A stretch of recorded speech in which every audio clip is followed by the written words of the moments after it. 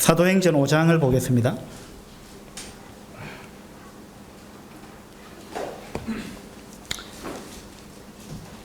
사도행전 5장 12절부터 몇 절을 읽을 텐데요. 읽으시면서 지금 우리는 사도행전을 통해서 초대교회의 모습을 살펴보고 있습니다. 초대교회의 특징, 지난번에도 한번 찾아봤는데 이번에도 오늘 읽는 이 말씀 가운데서 초대교회의 특징이 무엇인가 한번 발견해 보시기 바랍니다. 사도행전 5장 12절입니다. 사도들의 손을 통하여 민간의 표적과 기사가 많이 일어나매 믿는 사람이 다 마음을 같이하여 솔로몬 행각에 모이고 그 나머지는 감히 그들과 상종하는 사람이 없으나 백성이 칭송하더라. 믿고 주께로 나오는 자가 더 많으니 남녀의 큰 무리더라. 17절입니다. 대제사장과 그와 함께 있는 사람, 즉 사두개인의 당파가 다 마음의 시기가 가득하여 일어나서 사도들을 잡아다가 옥에 가두었더니 주의 사자가 밤에 옥문을 열고 끌어내어 이르되 가서 성전에 서서 이 생명의 말씀을 다 백성에게 말하라 하매 그들이 듣고 새벽에 성전에 들어가서 가르치더니 여기까지 보겠습니다. 어떻습니까? 초대교회의 특징이 어떤 게 보입니까?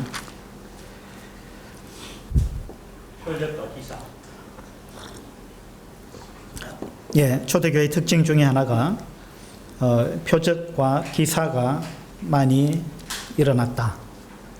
표적과 기사가 많이 일어났다. 그것도 초대교회의 특징 중에 하나죠. 또 어떤 게 있을까요?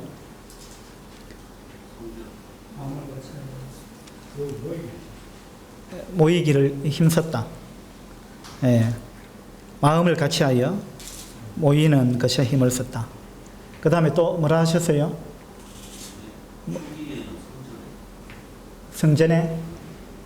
성전에 모이기를 힘썼다. 그 말입니까?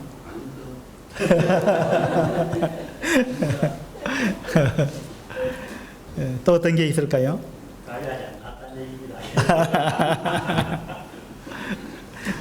한 가지가 아니고 이제 여러 가지가 있죠. 초대교회 이제 특징을 보면은 이제 표적과 기사가 많이 일어났다. 이것도 맞습니다. 교회가 시작되는 단계이기 때문에 하나님께서 이 이제 믿은 사람들, 특히 사도들을 통해서 표적과 기사를 많이 보여주셨습니다. 그것은 무엇이냐 하면 이 사람들은 내가 보낸 사람들이다 라는 것을 하나님께서 인정하셨다라는 것입니다. 신임장과 같은 것이죠. 그래서 이제 이 복음을 전하는 사도들의 말에 신빙성을 더하고 근의를 더하고 그런 의미에서 하나님께서 그렇게 하셨습니다. 지금은 표적과 기사가 이제 많이 일어나지 않는 이런 시대입니다. 지금은 성경이 이제 완성이 되었고 성경 자체에 근의가 있기 때문에 그렇죠. 이 당시는 신약 성경이 없을 때입니다. 어쨌든 초대교회에 이제 표적과 기사가 많이 일어났다. 이게 특징 중에 하나고 또 하나는 믿는 사람이 다 마음을 같이하여 모였다. 이 사도행전에 보면 마음을 같이하여 모이기를 힘썼다. 이런 이제 말씀이 자주 등장하죠. 초대교회의 특징은요, 그들이 온전히 하나가 됐다는 겁니다. 한 마음으로, 한 마음이 되어가지고 모이기를 힘썼다. 이게 이제 초대교회의 큰 특징 중에 하나입니다.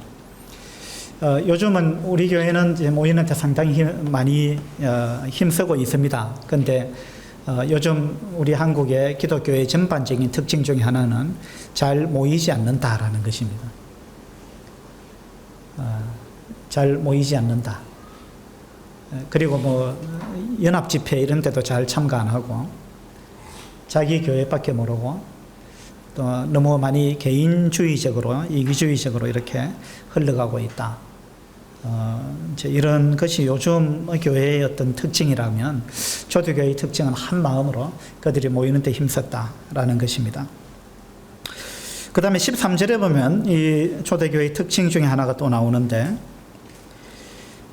초대교회 성도들은요, 수준이 굉장히 높았습니다. 그들은 굉장히 경건한 삶을 살았습니다. 그래서 일반 사람들이, 하나님을 모르는 사람, 믿지 않는 이런 사람들이, 예수님을 믿지 않는 사람들이 그들과 감히 함께 하기가 두려운 그런 감히 범할 수 없는 어떤 위상, 이런 것을 갖고 있었다는 거예요. 초대교회 성도들은. 초대교회 성도들의 삶은 믿지 않는 사람들하고는 확연히 달랐다는 것입니다.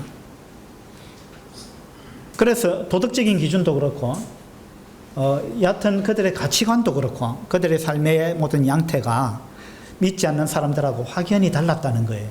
그래서 믿지 않는 사람들이 그들과 감히 가까이 하기가 좀 뭔가 자기들하고 질이 다르니까, 그래서 뭔가 범접하기가 어려운 그런 분위기가 풍겨졌다는 것입니다. 이게 초대교회의 성도들의 모습입니다. 그들은 아주 분리된 거룩한 경건한 그러한 삶을 살았습니다. 그래서 사람들이 참 상종하는 사람이, 감히 그들과 상종하는 사람이 없다 이랬습니다. 그런데 놀라운 거는 이건요, 사람들이 그들과 함께 하고 싶지 않았다, 가까이 하고 싶지 않은 사람이다, 이런 의미가 아니에요. 그들과, 나는 저런 사람들과 함께 하고 싶지 않다, 이거는 이제 그런 사람들을 함께 하고 싶지 않다는 말은, 지금 제가 이야기한 그 말은 어떤 어감이 느껴집니까?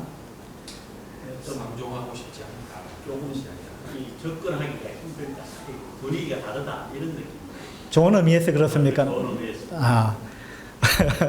여기 지금 이제 13절에 나오는 내용은 그렇습니다. 상종하는 사람이 없었다 이 말은 그들이 너무나 수준이 높았고, 그죠? 너무나 경건한 삶을 살았기 때문에, 그래서 가까이 하기가 좀 두려웠다, 이런 의미고, 조금 전에 제가 이야기했던 내가 가까이 하고 싶지 않은 사람이다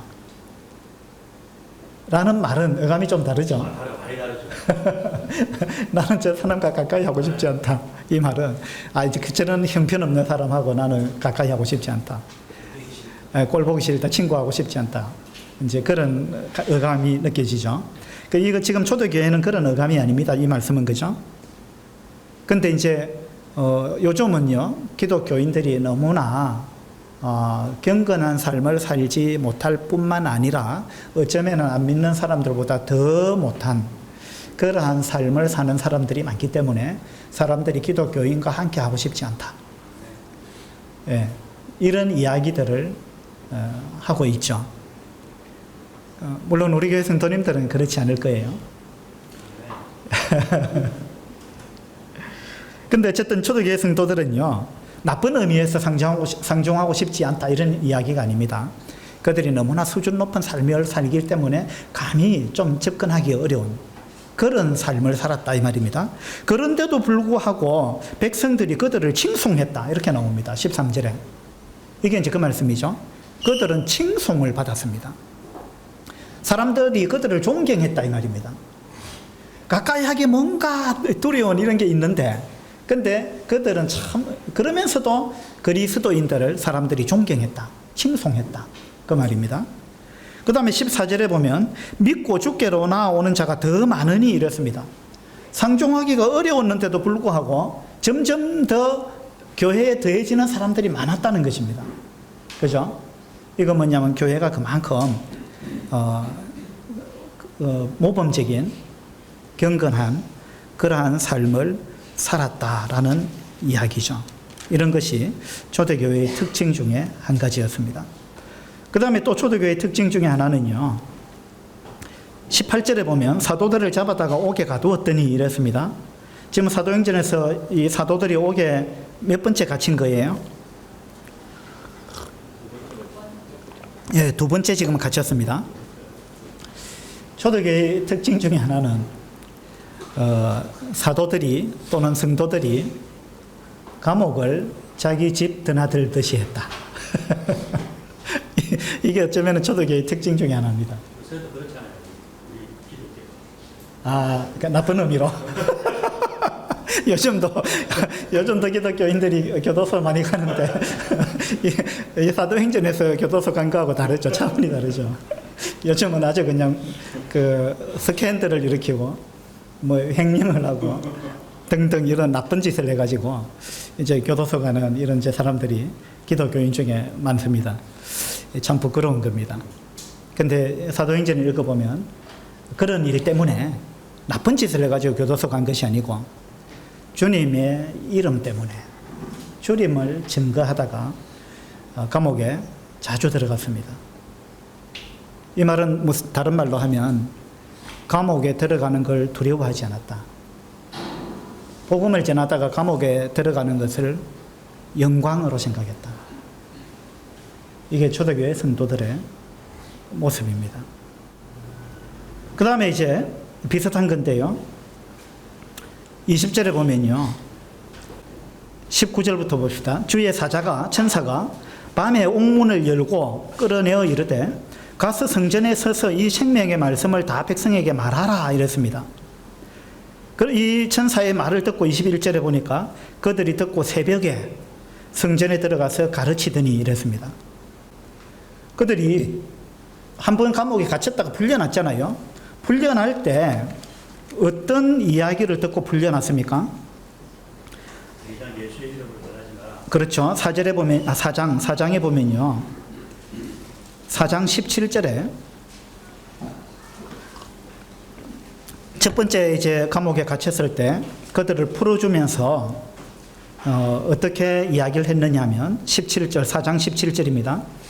이것이 민간에 더 퍼지지 못하게 그들을 위협하여 이후에는 이 이름으로 아무에게도 말하지 말게 하자 하고 그들을 불러 경고하여 도무지 예수의 이름으로 말하지도 말고 가르치지도 말라 이렇게 경고하고 위협하면서 풀어줬습니다.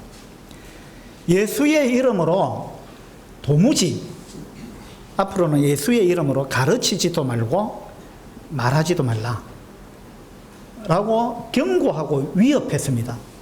그렇게 하고 풀어줬습니다. 그런데 그들이 나와가지고 또 예수님의 이름으로 복음을 전했다는 것입니다. 그렇게 해서 또 잡혀 들어간 거예요. 그렇죠? 또 잡혀 들어갔는데 예수님 이름으로 복음을 전한 것 때문에 잡혀 들어갔는데 또 갇혔어요. 그런데 이제 천사가 밤중에 그들을 옥문을 열고 풀어줬습니다. 풀어주면서 천사가 하는 말은 이 생명의 말씀을 성전에 가서 성전에 서가지고 이 생명의 말씀을 다 백성에게 말하라 이렇게 이야기를 하면서 천사가 그들을 풀어줬습니다. 이 사람이 풀어준 게 아니고 천사가. 그러니까 지금 이 대제사장이나 공회가 하는 말은 함구령을 내린 거고 천사는 다 말하라. 성전에 가서 다 말하라. 정반대의 지금 이야기를 하고 있습니다. 이 천사가 했던 말은 이제 하나님께서 천사를 통해서 이렇게 말씀하신 거죠. 그러니까 하나님께서 지시하는 내용과 지금 그 당시 산헤드린 공회원이 하는 말은 정반대의 이야기를 하고 있습니다. 자, 하나님은 하늘의 권세를, 온 우주의 권세를 가지신 분입니다. 그리고 산헤드린 공회에서 지금 금하고 있는 이것은요, 이 땅에서 최고의 권력자가 지금 말하고 있는 거예요. 산헤드린은 지금 이 땅에서 가장 최고의 권세를 가진 사람들입니다. 지금 우리로 치면은 입법부와 사법부를 합해놓은 것이 산헤드린 공회입니다. 그러니까 지금 대법관이 이야기를 했다. 이렇게 받아들일 수 있어요. 법관이 그들을 풀어주면서 다시는 예수의 이름으로 말하지 마라 하고 경고하고 풀어줬다 이겁니다. 그 당시 가장 권위 있는 사람이, 권세를 가진 사람이 그렇게 경고하고 위협하고 풀어줬는데 나가서 또 이야기했어요. 그리고 잡혀 들어왔습니다. 그죠? 그 천사는 나가서 성전에 서가지고 다 말하라 이랬는데 이 사도들이 딱 나가가지고 밤에 풀려났는데 어떻게 했습니까? 새벽에 날이 밝자마자 새벽에 그들이 성전에 들어가서 가르쳤습니다. 이것이 초대교회의 모습입니다. 초대교회의 모습은요, 복음 전하는 것을 어느 누구도 막을 수가 없었습니다. 이걸 말하지 않고는 견딜 수가 없었습니다. 이것이 초대교회 성도들의 모습입니다. 그렇게 해서 새벽에 성전에 가서 또 가르쳤죠. 그래가지고 또 잡혀 들어옵니다. 세 번째 또 잡혀 들어와요. 그래서 이제 27절에 보면요. 그들을 끌어다가 공회 앞에 세우니 대제사장이 물어 이르되 우리가 이 이름으로 사람을 가르치지 말라고 음금하였으되 엄하게 금지했는데 함구령을 내렸는데 이 이름으로 다시는 이야기하지 말라고 엄하게 우리가 금했지 않느냐. 그런데 너희가 너희 가르침을 예루살렘에 가득하게 하니 이랬습니다. 그렇게 해서 이제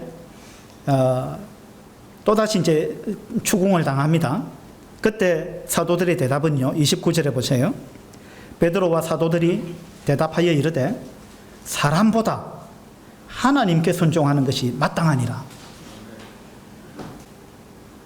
너희들은 이 땅에서 최고의 권력을 가진 자들인지 모르지만 우리는 당신들보다 훨씬 더 큰 권세를 가지신 분을 우리는 믿고 있다.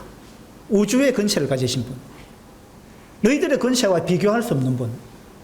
가장 큰 권세를 가지신 분 하나님의 말씀을 우리는 들었다.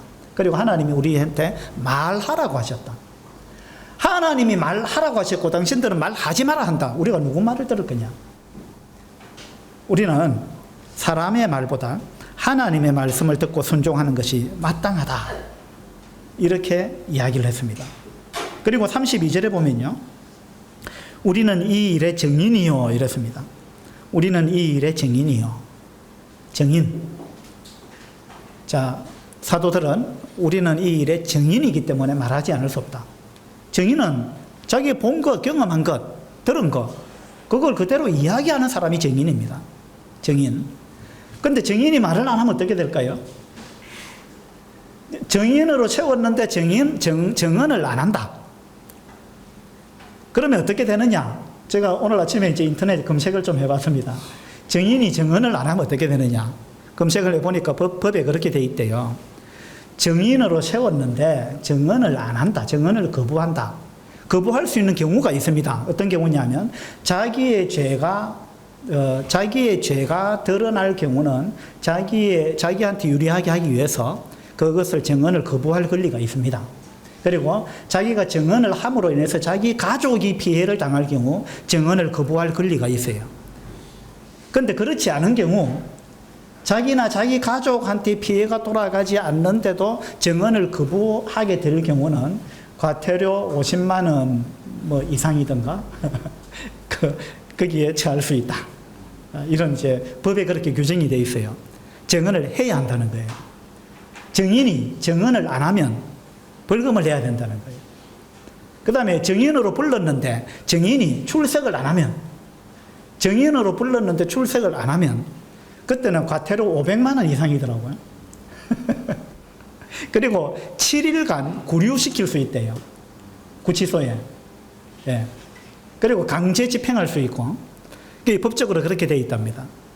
증인은 증인으로 이제 부름을 받으면 자기나 자기 가족한테 피해가 돌아가지 않는 이상은 증언을 해야 한다. 이게 이제 법이 정해놓은 규칙입니다. 우리도 증인이거든요. 맞죠? 여러분 증인입니까? 아닙니까? 우리 모두 증인이에요, 증인. 근데 증인이 증언을 안 한다. 이건 지금 뭔가 잘못된 거예요. 50만 원 내야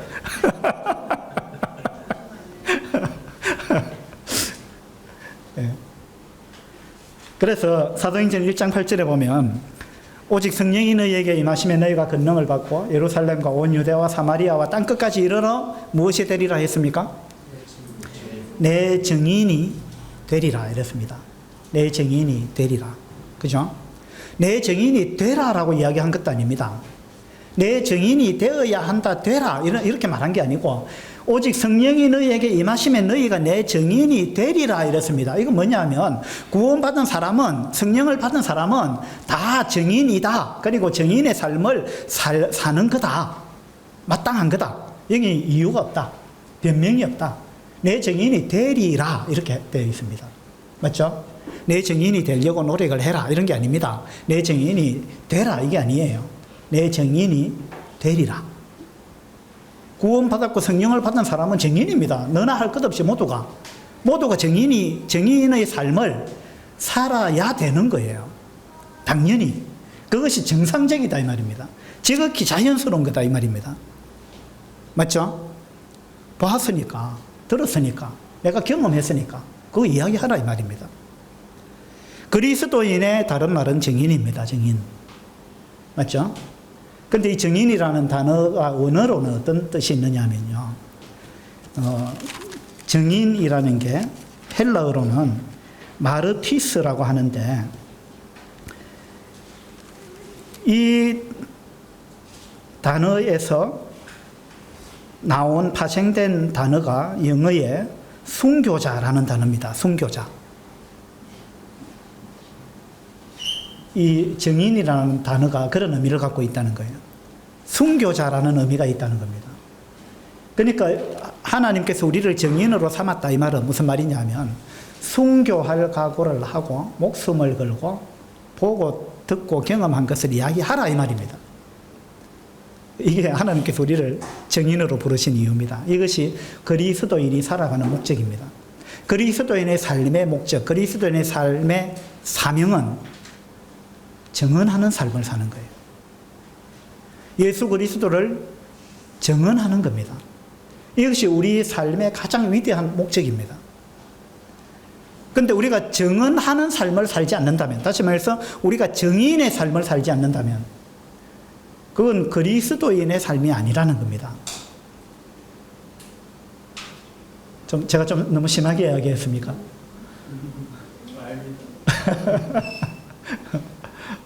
이게 하나님께서 우리에게 맡기신 가장 위대한 사명입니다.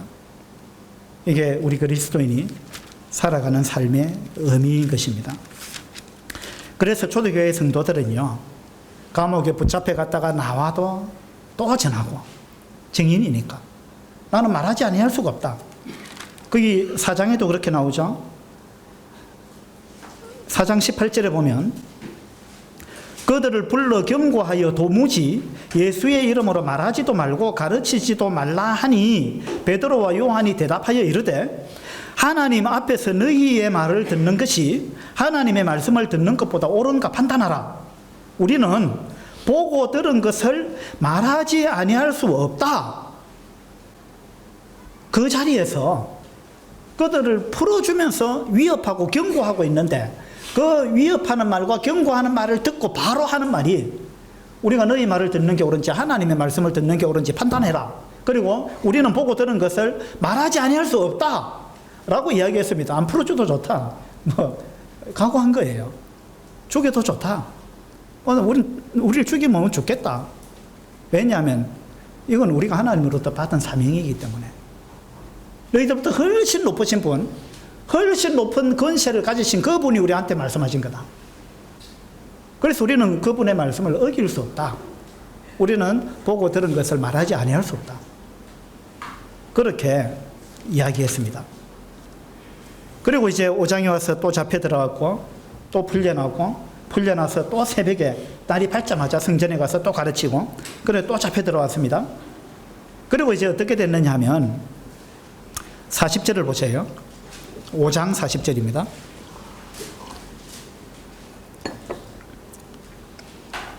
그들이 옳게 여겨 사도들을 불러들여 채찍질하며 예수의 이름으로 말하는 것을 금하고, 자, 또 이제 다시 한 번 더 이야기합니다.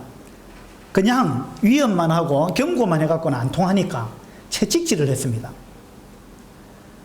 이 당시 산헤드린 공회에서 잡혀 들어온 사람을 채찍질을 했다는 말은요, 채찍, 그 금속, 날카로운 금속이 붙어 있는 그 가죽 채찍, 예수님을 때렸던 그런 채찍입니다. 그 날카로운 채찍을 가지고 사람을 옷을 벗기고 때리는데 어떻게 때리느냐 하면 몇 대 정도 때렸을까요? 몇 대? 39대를 때리는 거예요. 39대. 신명기에 보면 사람을 이제 때릴 때 이제 공적으로 체벌을 할 때 40대 이상은 못 때리게 되어 있어요. 40대.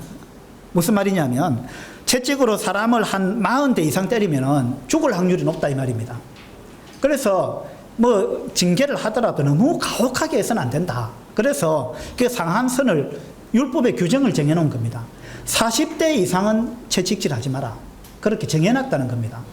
이 하나님이 정해주신 거예요. 그래서 우리가 교회에서 성도를 징계할 때도 또 부모가 자녀를 징계할 때도 너무 가혹하게 하면 안 됩니다. 맞죠? 예. 그 하나님도 그랬습니다. 너무 가혹하게 하지 마라. 그 40대 이상 때리지 마라 이랬습니다. 이건 율법에 정해놓은 거예요. 율법에. 예. 그래서 이제 이 공회에서는 어떻게 했느냐면 채찍질을 할 때 이 40대 이상을 때리게 되면 율법을 범하는 것이 되기 때문에 율법을 범하면은 그들은 율법을 어기면 하나님 앞에 범죄자가 되는 것이고 하나님의 저주를 받는 거예요. 그래서 그들은 율법을 어기지 않으려고 40대까지 안 때리고 39대까지만 때린 거예요. 40대까지 때려도 되는데 근데 40까지 때리다가 혹시 실수로 계산을 잘못해가지고 41대를 때릴 수 있잖아요. 그러면 율법을 어기는 것이 되기 때문에 안정장치를 뒀습니다. 그게 뭐냐면 한 대 적게 때리자. 그래서 40대까지 때리지 말고 39대까지만 때리자. 이게 이스라엘의 공회에서 일반적으로 했던 채찍질입니다. 그러니까 사도들이요. 처음에는 베드로와 요한 2명의 사도가 잡혀 들어갔는데 이 5장에서는 그 2명 외에 다른 사도들까지 잡혀 들어갔습니다. 그리고 그들이 채찍질을 당했습니다. 39대를 맞았는데 옷을 벗겨놓고 가슴 부분에 13대를 때린답니다.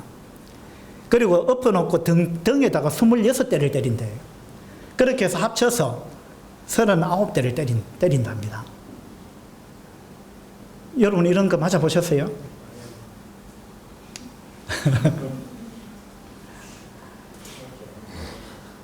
주님이 이런 채찍질을 당했고 사도들도 이런 채찍질을 당했습니다. 그리고 채찍질을 하고 나서 예수의 이름으로 말하는 것을 금하고 풀어줬습니다. 그러니까 41절에 보세요. 사도들이 어떻게 했습니까? 기뻐했어요. 41절에 보니까 기뻐하면서 공회 앞을 떠났다 이랬죠. 39대 채찍질을 맞았습니다. 그런데 그들이 기뻐하면서 나왔습니다. 왜 기뻐했을까요? 왜 기뻐했죠? 풀어줘서 기뻐했습니까? 사도들의 이름으로 예수의 이름으로 능력받는 풀려나서 지금 기뻐한 게 아니에요. 풀어줬기 때문에 감사하다 기쁘다 이게 아니에요. 그게 아니고 우리가 채찍질 맞은 것이 이게 기쁜 거예요. 왜냐하면 주님이 채찍질을 당했는데 우리가 주님의 그 고난에 동참할 수 있는 것, 그리고 우리가 이와 같은 주님의 이름을 위하여 이런 능력을 받는 일에 합당한 자로 우리가 하나님께 여김을 받았구나. 이것이 기쁘다는 거예요. 우리가 이렇게 맞을 수 있는 이 자체가 기쁘다. 이것이 사도들의 믿음입니다. 이게 초대교회의 모습이에요. 얼마나 놀라운 겁니까? 초대교회 성도들은요, 핍박받는 것을 영광으로 생각했습니다. 이렇게 해서 채찍에 맞는 것을 기뻐했습니다. 주님께서 말씀하셨어요. 너희가 내 이름으로 위하여 핍박을 받을 때 기뻐하라 이랬습니다. 그걸 그대로 한 겁니다. 왜냐하면 하늘에서 너희의 상이 크다 이랬거든요. 주님이 마태복음 5장에 보면 그렇게 나와 있죠. 내 이름으로 너희가 핍박을 받을 때 너희 기뻐해라. 하늘에서 너희의 상이 크기 때문이다. 사도들은 정말 그대로 했습니다. 이것이 초대교회의 모습입니다. 그래서 41절을 다시 보면요, 사도들은 그 이름을 위하여 능력받는 일에 합당한 자로 여기심을 기뻐하면서 공회 앞을 떠나니라. 그들이 날마다 성전에 있든지 집에 있든지 예수는 그리스도라고 가르치기와 전도하기를 그치지 아니하니라. 이게 뭐 답이 없어요 지금. 공회에서 어찌할 줄 모르는 상황이 되어버렸습니다. 그죠? 이들을 잡아서 가두고 뭐 죽이려고 하니까 밀란이 일어날 것 같고, 그죠? 또 그렇다고 막 그냥 위협하고 협박해가지고 내보내놓으니까 안 통하고, 그래갖고 채찍질을 해갖고, 그렇게 내보냈는데도 그래도 안 통하는 거예요. 그죠? 이것이 초대교회의 모습입니다.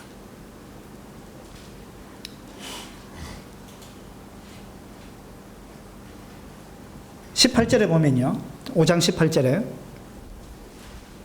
사도들을 잡아다가 옥에 가두었더니 주의 사자가 밤에 옥문을 열고 끌어내었습니다. 천사가 와가지고 옥문을 열고 끌어냈습니다.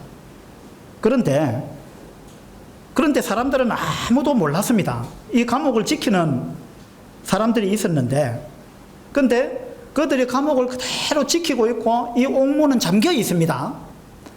그런데 이 사람들이 나가는 걸 모르는 거예요. 아무도 이들이 나갔는 줄 모르는 겁니다.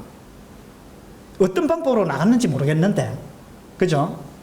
이 천사가 놀라운 일을 했습니다. 이건요, 예수님을 십자가에 못 박고 그 다음에 무덤에 묻었죠. 그리고 무덤에 돌에다가 임봉을 했습니다. 도장을 찍어서 임봉을 해놓고 경비병이 지켰잖아요. 그런데 천사들이 와가지고 예수님을 무덤에서 끌어냈습니다. 예수님 부활해서 나오셨죠. 그죠? 이 경비병이 군인들이 지키는 건 아무런 의미가 없는 거예요. 지금 똑같은 상황이 벌어졌습니다. 감옥에 가두어 놓고 철문을 잠그고 거기 경비병이 지키고 있는데, 경비병이 지키고 있고 철문은 그대로 잠겨 있는데 사람은 사라졌어요. 천사들이 이와 같은 놀라운 일을 했습니다. 그러니까 지금 사내들인 공회가요, 이게 감당이 안 됩니다. 어떻게 해도 감당이 안 되는 거예요. 여러분, 이런 일을 좀 경험하고 싶습니까? 천사가 와가지고 감옥 문을 열어줘가지고 내가 경비병도 모르게 감옥에서 빠져나오는 거, 이런 거 한번 경험해 보고 싶습니까? 나한테는 천사들이 이런 거 왜 안 해주냐? 천사들이 이런 좀 스릴 있고 놀라운 일, 이런 일들을 나도 살면서 좀 경험하고 싶다, 그런 마음이 듭니까? 그런 경험을 좀 하고 싶으면 그 이전에 해야 될 게 있어요. 감옥에 가야 돼요. 감옥에 가야 풀려나는 걸 경험할 거 아니에요. 안 그래요? 감옥에 안 가니까 이런 게 안 일어나죠. 하나님은 이런 경험을 우리한테 해주고 싶은데 감옥에 안 가는데 무슨 이런 일을 합니까, 하나님이? 그죠? 나쁜 짓 해가지고 감옥에 가라는 이야기가 아닙니다. 나쁜 짓 해가지고 가면은 하나님 이렇게 안 하시겠죠. 그러니까 우리가 핍박이 있는 것이 축복이라는 거예요. 우리의 삶 가운데 핍박과 고난이 있는 것이 복이라는 것입니다. 왜냐하면 그래야 하나님의 손길을 경험합니다. 그죠? 이 감옥에서 천사들이 와서 풀어주는 이 놀라운 경험을 했잖아요. 그러니까 사도들이 더 힘을 얻을 수밖에 없습니다. 너희들이 아무리 어떻게 우리를 가두고 해봐라, 하나님이 우리 편이다. 하나님이 우리를 풀어준다. 너희들이 가두면 하나님이 우리를 풀어준다. 이게 그들의 믿음이에요. 이게 초대교회 성도들의 믿음입니다. 그래서 여러분, 주님 이름으로 고난당하는 거, 주님 이름으로 뭔가 피해를 당하는 거, 손해보는 거, 이건 여러분 감사해야 되는 일입니다. 그리고 기뻐해야 되는 일이에요. 우리가 몇 주 전에 토요일 날 대구 팔공로교회 집회에 참석했잖아요. 그 요르단에서 오신 이브라임 형제님이 간증을 하셨는데, 요르단은 98%가 이슬람교랍니다. 거기에서는 이슬람교를 믿는 사람이 기독교로 전향을 하게 되면 죽임을 당합니다. 예. 그리고 거기서는 공개적으로 복음을 전할 수가 없어요. 그런데 그런 나라에 이브라임 형제님 들어가셔서 복음을 전하는데 많은 사람들이 비밀리에 와가지고 복음을 듣는다는 거예요. 그리고 복음을 전하는 사람은 목숨을 걸고 복음을 전하는 거예요. 그리고 이 복음을 듣고 구원받은 사람들이요, 자기의 목숨을 걸고 자기가 죽을 수도 있는데 자기 가족들, 친척들, 친구들한테 가서 또 복음을 전한다는 것입니다. 그러면서 이브라임 형제님이 뭐라고 말씀하셨느냐 하면, 지금 이 요르단이라는 나라에서는 자기가 죽을 수도 있는 상황인데도 목숨을 걸고 복음을 전하고 있습니다. 그런데 대한민국에서 복음 전한다고 누가 여러분 죽입니까?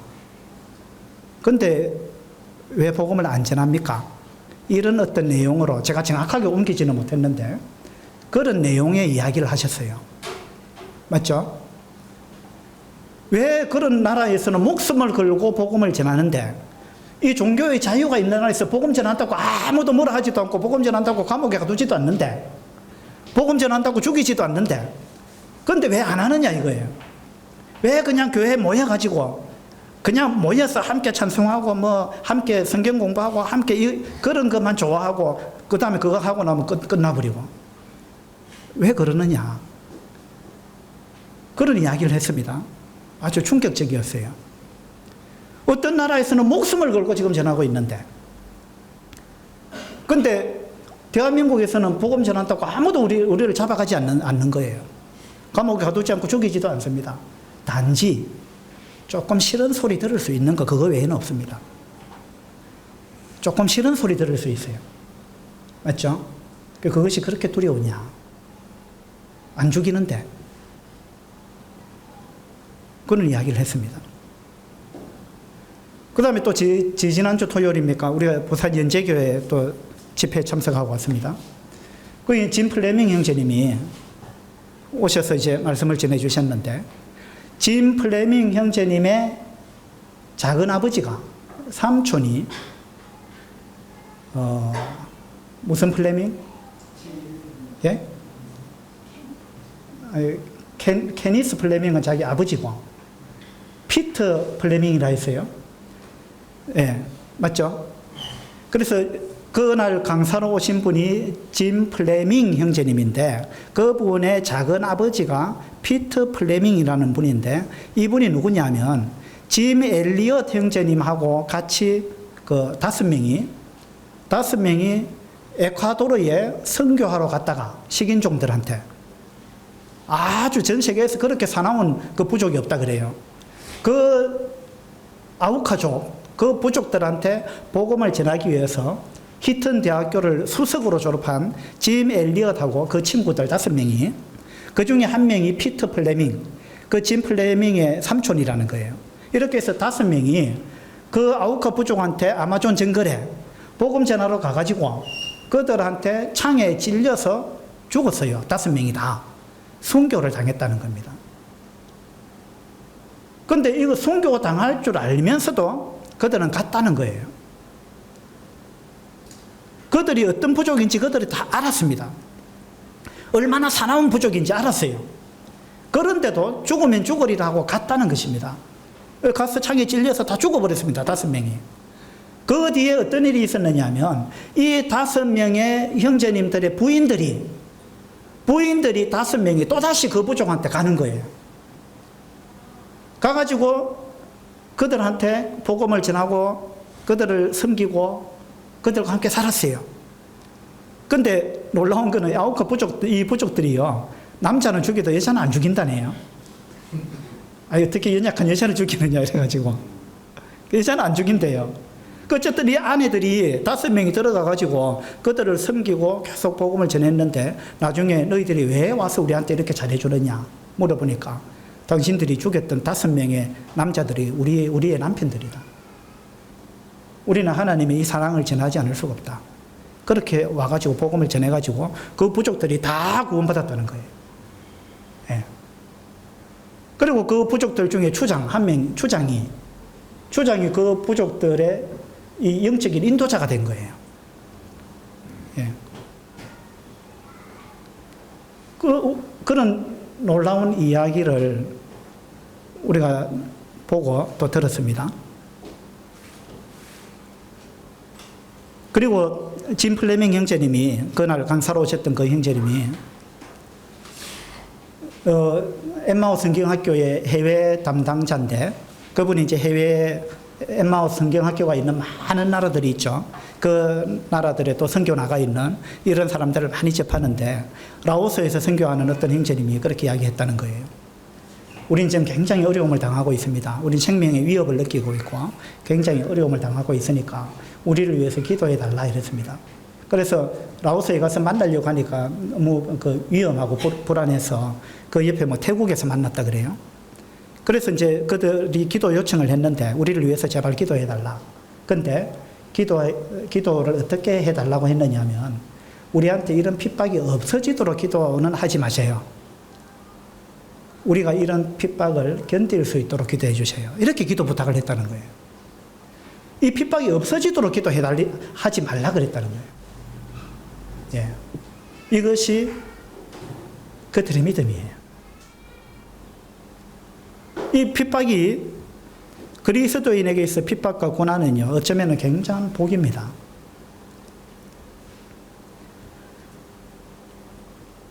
그 아이언사이드 형제님, 미국에 아이언사이드 형제님한테 어떤 자매님이 와가지고 기도 부탁을 했답니다. 어떻게 기도 부탁을 했느냐 하면 제가 좀 인내심을 키울 수 있도록 기도 좀 해주세요.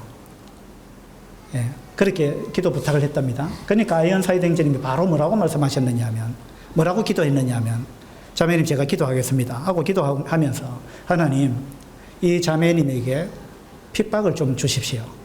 그렇게 기도했다는 거예요. 왜? 인내를 지금 배우고 싶다니까. 그러니까 이 자매님한테 하나님 핍박을 좀 주세요. 그렇게 기도했다는 거예요.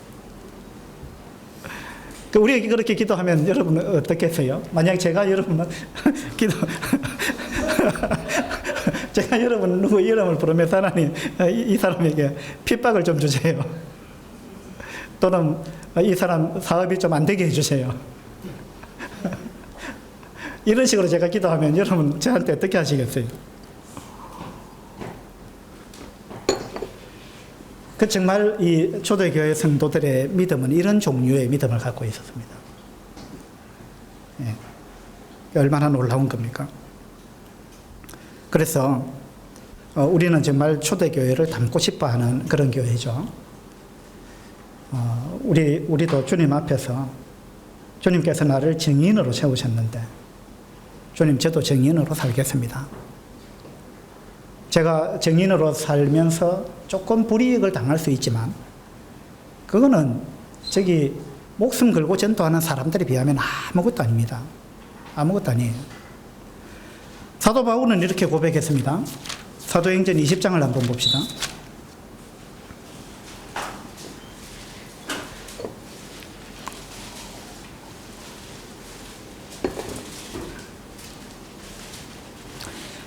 사도행전 20장 24절입니다. 24절.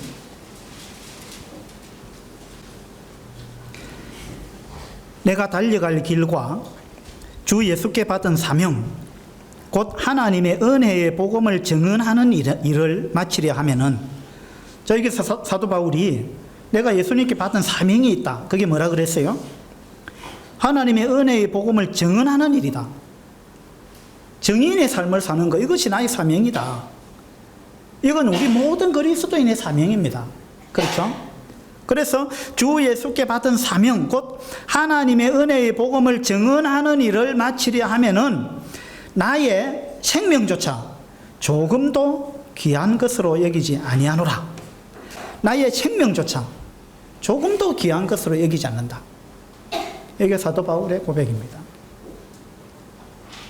그리고 사도 바울뿐만 아니라 초대교회의 성도들은 이와 같은 믿음을 갖고 있었습니다. 우리가 이러한 부분을 본받을 수 있게 되기를 바랍니다. 초대교회만 그런 것이 아니고요. 성경에는 그와 같은 많은 인물들이 있습니다. 히브리서 11장을 한번 보도록 합시다.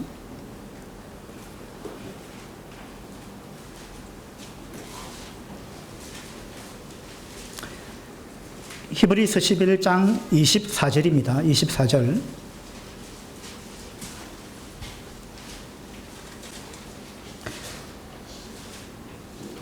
히브리서 11장 24절. 믿음으로 모세는 장성하여 바로의 공주의 아들이라 칭함받기를 거절하고 도리어 하나님의 백성과 함께 고난받기를 잠시 죄악의 낙을 누리는 것보다 더 좋아하고 그리스도를 위하여 받는 수모를 애굽의 모든 보화보다 더 큰 재물로 여겼으니 이는 상주심을 바라봅니다. 모세도 그랬습니다. 모세는요, 애굽에서 아주 편안하게 살 수 있었습니다. 모든 부귀영화를 누리고 권세를 누리면서 그렇게 바로의 공주의 아들로서 그 신분으로 그렇게 부귀영화를 누리고 편안하게 살 수 있는 그런 자리에 있었습니다. 그런데 모세는 무엇을 더 좋아했느냐 하면 그런 낙을 누리는 것보다 하나님의 백성과 함께 고난받는 것을 더 좋아했다. 그 다음에 그리스도를 위하여 받는 수모, 그리스도로 인해서 받는 수모, 그것을 애굽의 모든 보화보다도 더 큰 재물로 여겼다. 그걸 엄청난 보화로 재물로 여겼다는 것입니다. 주님 때문에 내가 뭔가 고난을 받는다면 그것보다 더 큰 재산이 없다 내한테. 그게 가장 나의 큰 재산이다. 나의 가장 큰 보물이고 보화고 그것이 나의 재물이다. 그렇게 생각했다는 것입니다. 여러분은 무엇을 가장 큰 보화로 재물로 여기고 계십니까? 예. 이 모세는 주님 때문에 받는 수모, 그것을 가장 큰 재물로 여겼습니다. 이 히브리서 11장에 보면 모세만 그렇게 한 게 아니에요. 많은 사람들이 그렇게 했습니다. 그래서 38절에 보면 이런 사람은 세상이 감당하지 못하느니라 이랬습니다. 이런 사람은 세상이 감당하지 못한다. 이 그리스도인은요, 세상이 감당하지 못하는 사람입니다. 그죠? 이 지금 사도행전 4, 5장에 나오는 장면을 보면 그렇잖아요. 세상이 감당을 못하는 사람입니다. 아무리 협박을 해도, 그리고 채찍으로 때려도, 감옥에 가두어도 그들은 계속해서 정인의 삶을 살아가는 것입니다. 예, 세상이 감당할 수 없는 사람, 그런 사람이 그리스도인이다. 이것이 초대교회의 모습이었다. 이런 부분을 오늘 우리가 마음에 담을 수 있으면 좋겠습니다. 그래서 그러면 초대교회 성도들만 증인이냐? 아닙니다. 우리 모두가 증인입니다. 맞죠? 우리 모두가 증인입니다. 그러니까 우리가 증인의 삶을 살아가면은 좋겠다. 좋은 게 아니고 살아야 됩니다. 그죠? 우리 모두가 어떤 모습으로든 우리는요, 조금 뭐 손해볼 수 있습니다. 조금. 그거 기뻐해야 되지 않겠습니까? 그래서 기뻐하면서 우리가 정인의 삶을 다 같이 살아가기를 원합니다. 기도합시다.